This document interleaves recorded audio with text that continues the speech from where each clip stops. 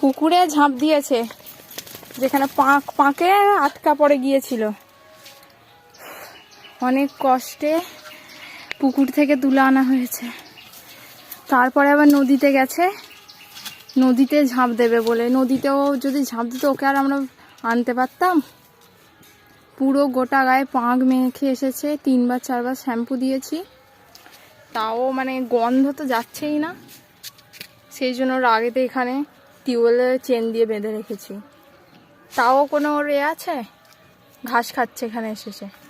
ওই এদিকে দেখ, তুই ছাড়া পেলেই, ঘরের গেট খোলা থাকলেই তুই গিয়ে পুকুরে ঝাঁপ দিবি? তোকে তো কিছু বলছি আমি। চিকু, চিকু, কোনো একটু লজ্জা আছে? এই এদিকে আয়, তোকে চেন দিয়ে আমি বেঁধে রাখাই ভালো। তুই ঘরের গেটটা যা খোলা পেয়েছিস, অমনি কোথাও দাঁড়াসনি, গিয়ে পুকুরের জলে ঝাঁপ। পুকুরটা জানিস না, ওটা পাঁকে ভর্তি। ওখানে যদি আটকে ওখানে রয়ে যেতিস, তোকে আমরা আনতে পারতাম? অত গর্ত পুকুরটায় আমরাও তো নামতে পারতাম না। ওর কোনো লজ্জাও নেই, কিছুই নেই যে ওকে কিছু বলা হচ্ছে। মা ওই জন্য এখন ওকে এখানে স্নান করিয়ে বেঁধে রেখেছে।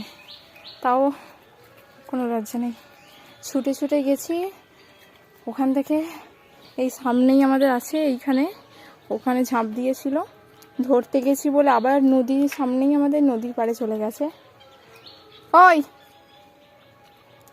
চিকু, আমার এমনি শরীর খারাপ, হাঁপিয়ে গেছি। ওকে টেনে টেনে এনেছি, চাগিয়ে গুলে করে স্নান করিয়েছি। ওর তাতে কোনো আফসোস নেই। এদিকে দেখ, এদিকে দেখ, তুই কি করেছিস দুষ্টুমি? হ্যাঁ, সবাই তোকে তো এবার বাজে বলবে। বাজে কি, মারও দিয়েছি দুঘা। দুষ্টুমির কোনো মানে লিমিট থাকা দরকার। এই অভদ্র ছেলে কোনোদিনও শিখবে না। এর আগেও একবার ঝাঁপ দিয়েছিল, এটা নিয়ে সেকেন্ড টাইম।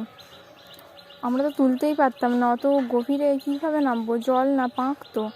ও যা হোক করে উঠে এসেছে ডাকতে, তাও আমার কাছে আসেনি। এসে আবার বাঁধ দিয়ে নদীর ধারে নদীতে ঝাঁপ দেবে বলে চলে গেছে।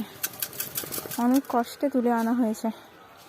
এখানেই থাক, তুই এখানেই থাকবি, তুই এখানেই বাঁধা থাক। মানিয়ে যাবে না বলেছে, তুই টিউবওয়েলেই বাঁধা থাক। তাও পা কাদা করে এসেছে, কোনো লজ্জা নেই। কেমন নিচে নামছে ধুলো কাদাতে। হেই, কি হচ্ছে ওটা? কি হচ্ছে? এই ব্যাপারে, এই তো শ্যাম্পু করে আনলাম, দেখুন কি করলো আবার। শ্যাম্পু করে আনার পর আবার অবস্থা।